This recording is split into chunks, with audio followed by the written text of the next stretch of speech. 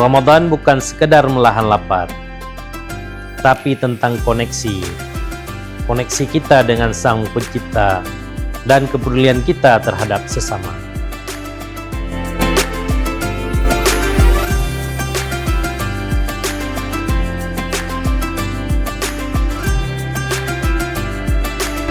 Bismillahirrahmanirrahim.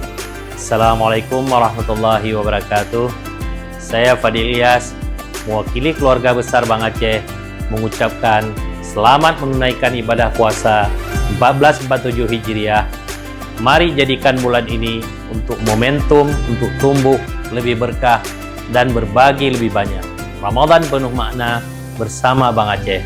Billahi taufik wal hidayah. Assalamualaikum warahmatullahi wabarakatuh.